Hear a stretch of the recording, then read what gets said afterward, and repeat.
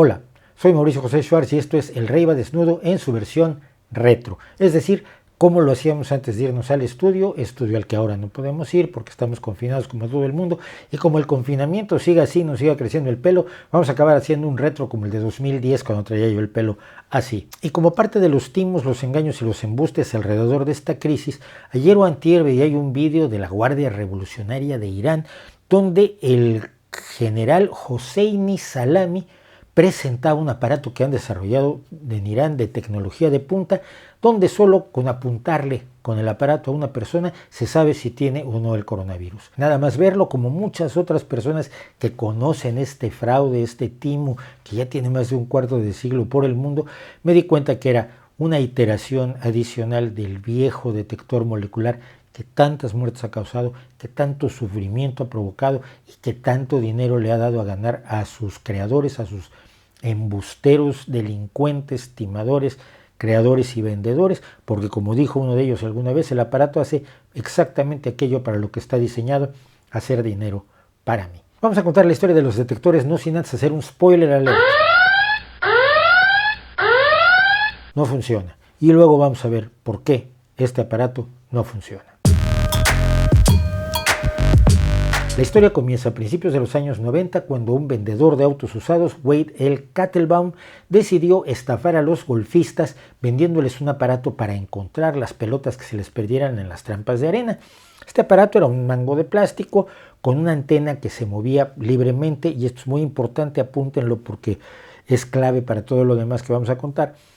Y lo vendía por correo a $20. Lo que hacían los golfistas era, cuando caían en una trampa de arena, pues usaban el aparatito señalaba hacia algún sitio, metían la mano y aparecía una pelota. Probablemente no era la suya, porque las trampas de arena de los campos de golf de todo el mundo están llenos de pelotas. Y lo que nunca explicó en la publicidad el señor Kattelbaum era cómo el aparato diferenciaba tu pelota de las pelotas de las docenas de golfistas que las habían dado por perdidas y están metidas en la trampa de arena. En 1993, Kattelbaum decidió que su estafa podía alcanzar nuevas alturas, así que relanzó su Gopher, que era como se llamaba originalmente, que es una especie de topo,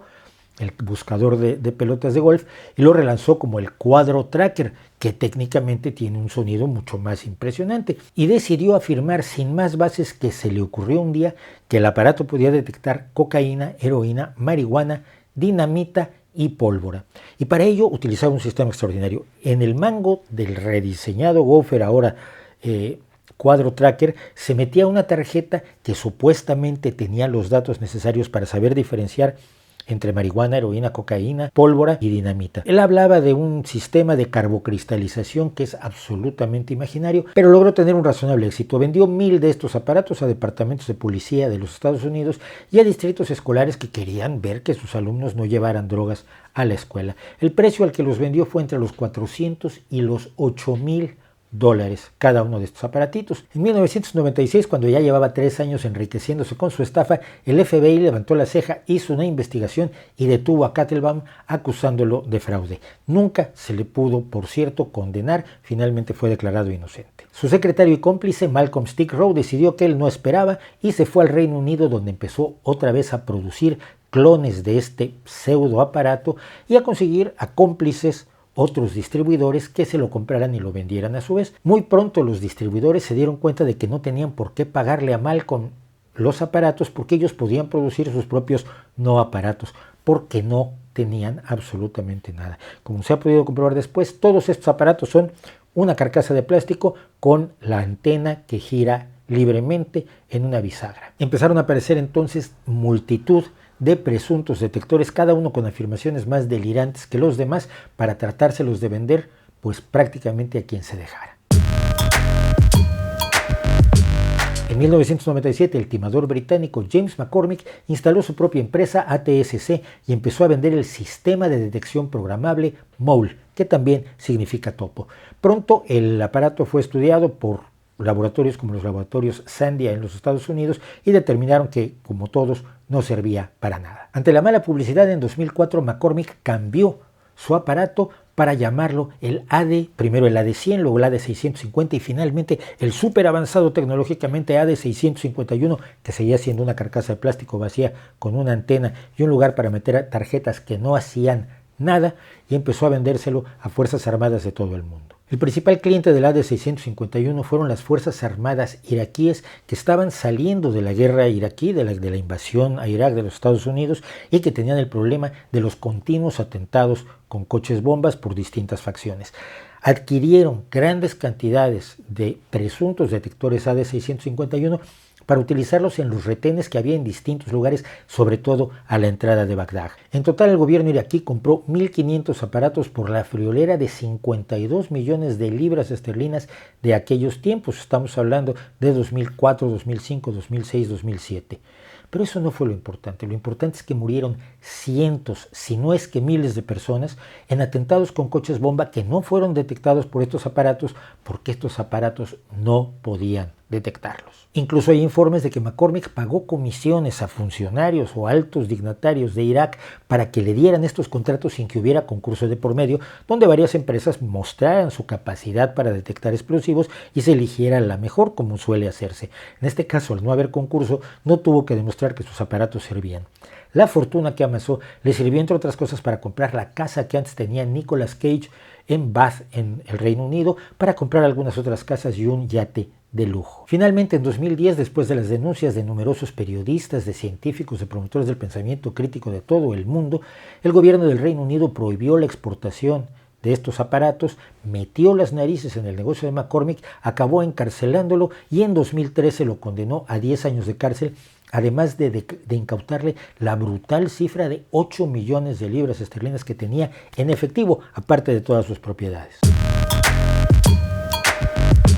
En 1997 también otro estafador llamado Gary Bolton instaló una empresa que se llamaba Global Technical Limited y que empezó a producir un detector similar, el GT200. Bolton aseguraba que su GT200 era capaz de detectar munición, marfil, oro, explosivos diversos con tarjetas para cada uno de ellos, dinero, incluidos billetes de $100, tabaco e inmigrantes ilegales a los que podía diferenciar de las personas que estaban alrededor. Y todo esto el aparato lo podía hacer a 700 metros de distancia, a una profundidad de 60 metros en la tierra, a una profundidad de 800 metros en el agua y desde un avión hasta 4 kilómetros volando sobre la superficie. Una cosa impresionante. El folleto de ventas que había creado Bolton decía que el aparato lograba detectar las sustancias porque la tarjeta creaba un campo atrayente de las propiedades diamagnéticas y paramagnéticas de las sustancias que tenía que detectar, todo lo cual no significa absolutamente nada. Bolton le vendió sus falsos aparatos a numerosos gobiernos, incluido el mexicano, que entre 2007 y 2010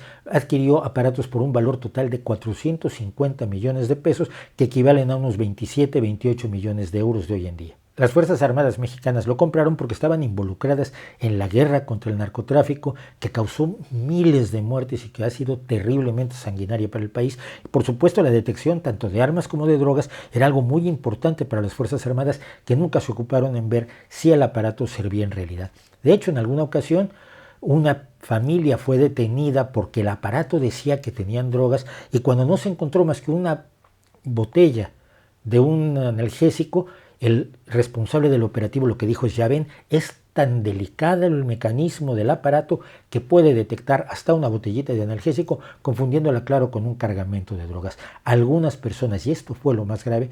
fueron detenidas porque el aparato decía que traían drogas o armas, aunque no se les encontraran las drogas o las armas a la hora de registrarlos. El timador Gary Bolton fue condenado en julio de 2013 a 7 años de cárcel por fraude relacionado con la fabricación y venta de este aparato. Pero no fueron los únicos. Hay una multitud de aparatos más que han ido apareciendo a lo largo de los años, antes y después que estos, en la misma estafa y tratando de depredar a otros países. Muchos países han sido víctimas de estos estafadores y de su habilidad para contar mentiras. Así tenemos aparatos como el Sniffex, el HED 1, el PSD-22, el DKL Lifeguard, el H3 Tech, el AL6D, todos ellos nombres que parecen muy técnicos y que parecen muy serios y que en la industria del armamento, incluso en algunos lugares, se siguen moviendo. Hemos encontrado que se está vendiendo todavía en sitios como Eslovaquia. Mi pequeña y marginal participación en la historia de los detectores moleculares se debe a amistades que he tenido. Una de ellas con Andrés Tonini, Lonjo o Lonjo, no sé cómo se pronuncia, que es aficionado a la ciencia ficción, escritor de ciencia ficción, fue editor de fanzines de ciencia ficción en las que yo escribí y es un intenso promotor del pensamiento crítico. En febrero de 2009 se enteró de que el gobierno mexicano, que las Fuerzas Armadas mexicanas estaban adquiriendo este aparato y estaban utilizándolo, y empezó una campaña en solitario para denunciar que era un aparato absolutamente inservible porque ya se sabía que no servía, porque nunca había servido. Durante un año publicó información en su blog El Viaje del Ojo, donde está toda la historia detalladísima de todo esto que yo estoy aquí comprimiendo, saltándome muchísimas cosas. Le exigió a las autoridades mexicanas que le explicaran por qué estaban comprando eso, cuánto habían gastado, por qué lo habían gastado, por qué pagaban tanto por esos aparatos, qué eficacia tenían realmente esos aparatos. La prensa mexicana en algún momento dijo que eran, bueno, los mejores detectores del mundo, etcétera, etcétera. Al ver que Andrés no conseguía llamar la atención sobre el problema, se me ocurrió acudir a otro amigo, un amigo del bachillerato, el doctor Luis Mochán, un brillante físico, un hombre comprometido con el pensamiento científico y alguien que se daría cuenta de inmediato del nivel que alcanzaba esta estafa. Así que después de una vida de no tener contacto con Luis, le escribí un correo y él lo cuenta más o menos así. Un compañero de la preparatoria, un escritor que vive en España, me dijo que él tenía un amigo que es un escritor de ciencia ficción en México, Andrés Tonini, y que estaba tratando de denunciar la compra de unos equipos y eran esencialmente igualitos a los que me había platicado el mago Randy, y parece que a Andrés Tonini nadie le hacía caso en México, ¿no? Y entonces me dijo a ver si yo podía hacer algo. Resultó que Luis había estado en 1999 en una charla de James Randi que contó la historia del sistema de detección programable MOL que había sido estudiado en los laboratorios de Estados Unidos, así que ya estaba informado del fraude de los detectores moleculares y escribió una nota en su blog y se puso en contacto con Andrés. De pronto lo llaman como perito científico para un juicio en el cual se está acusando a unas personas de tener, no recuerdo si armas o drogas, porque el aparato decía que las tenían, aunque no habían sido encontradas. Su peritaje, por supuesto, decía que ese aparato no podía determinar si una persona realmente tenía armas o drogas. A partir de ese momento se dio un movimiento encabezado por Andrés Tonini y Luis Mochán, y al que se unieron divulgadores científicos, promotores del pensamiento crítico, etcétera, que lograron que en 2011 el Senado mexicano hiciera unas audiencias para saber qué estaban diciendo los científicos respecto de este gasto enorme que estaba poniendo en peligro además vidas incluso de las Fuerzas Armadas. En México se consiguió que se hiciera una prueba de doble ciego a fines de 2011 y en 2012 el Congreso emitió una recomendación pidiendo a los jueces que no aceptaran como pruebas, como evidencia científica, lo que había dicho o lo que había indicado el presunto aparato en varios casos de personas injustamente encarceladas. Aquí hay que decir que se teme, sin embargo, que algunas organizaciones policiales y algunos grupos en México sigan utilizando estos detectores que no sirven para nada. El ejército mexicano no permitió que se abriera el aparato para demostrar que no tenía nada en su interior porque el contrato que habían firmado impedía precisamente que se abrieran los aparatos por miedo a que se les hiciera una ingeniería inversa, lo cual quiere decir simple y sencillamente que Gary Bolton sabía perfectamente que si lo abrían se iba a descubrir el fraude. Por ello se hizo el estudio de doble ciego donde el aparato no se desempeñó mejor de lo que lo habría hecho al azar y los resultados de esa prueba de doble ciego fueron publicados en una revista científica. Para sorpresa de Luis Mochán, lo que pasó después es que una detective británica, cuando habían detenido a Gary Bolton y a James McCormick, se comunicó con él para ver si realmente habían hecho ese experimento, para ver si el paper científico era real y para finalmente invitarlo a actuar como testigo en el juicio contra Gary Bolton en 2003 en el Old Bailey de Londres, donde finalmente se condenó a este personaje a la cárcel. Y llegamos al tema fundamental de qué son los detectores y por qué no funcionan. Primero que nada no funcionan porque no hay un mecanismo plausible en la física que pueda detectar a distancia y discriminar, diferenciar a distancia marihuana de lechuga, de heroína, de cocaína, de personas legales o ilegales. Es decir, esto se puede hacer con aparatos que detectan masas, por ejemplo, que detectan densidad de cuerpos, que tienen grandes fuentes de alimentación, pero un aparato sostenido por la mano, movido teóricamente por la electricidad estática del propio usuario, del propio técnico, pues evidentemente no tiene ninguna base. No es posible que exista, del mismo modo en que no es posible volar agitando los brazos fuertemente. Un detector molecular es una varita de Saori. El saurismo es esa capacidad que dicen tener algunas personas de detectar agua con un palito que llevan y que sienten que el palito se inclina y sienten que se mueve el palito solito o sienten que se mueve solo una antena como esta. He usado un rascador que se cargó mi hijo y que está girando libre en un cilindro. Entonces esto se lleva en la mano, lo hacen los que supuestamente hacen saurismo, radiestesia también le llaman, ¿cómo le llaman? Geobiología. Si es que uno sale así y cualquier movimiento de la mano puede ocasionar que la antena gire para un lado o para otro, y entonces ahí es donde está supuestamente lo que uno está detectando. Y esos movimientos involuntarios de la mano que hacen los que hacen saurismo, los que hacen radiestesia, y que es el principio detrás del funcionamiento de este aparato, que no es un aparato, que es solamente una antena que pivota sobre una bisagra libremente, es lo que se conoce como el efecto ideomotor, movimientos involuntarios que hacen nuestros músculos. Es exactamente el mismo principio de la Ouija que ya explicamos alguna vez aquí, y los invito a que vean el video. Nunca hubo aparatos, las tarjetas no sirven para nada, simple y sencillamente la gente que lo lleva, cuando mueve la mano involuntariamente un poco, la antena gira para un lado o para otro, aparentemente detectando explosivos, personas,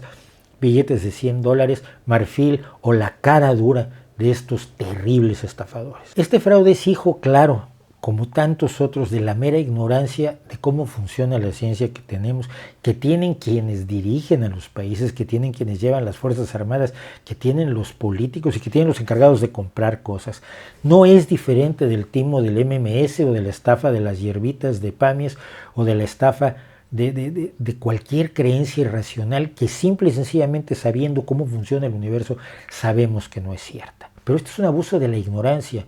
Es un abuso de la desinformación de la gente, y es lo que más nos debería preocupar. Alrededor de esta crisis va a haber muchos timos así, va a haber muchos embustes así, va a haber muchos engaños así, y tenemos que estar alertas. No compremos nada que no esté demostrado, no compremos nada que no esté validado con experiencias científicas, con datos, con hechos, con contrastaciones rigurosas, no con que fulano dijo que esto sirve y mengano dijo que esto cura, como quien ha dicho que el MMS cura el ébola cuando ciertamente no pudo hacer ningún experimento, ni nadie que padeció ébola jamás consumió esa pócima mágica. Nuestra ignorancia es nuestro enemigo, y si no podemos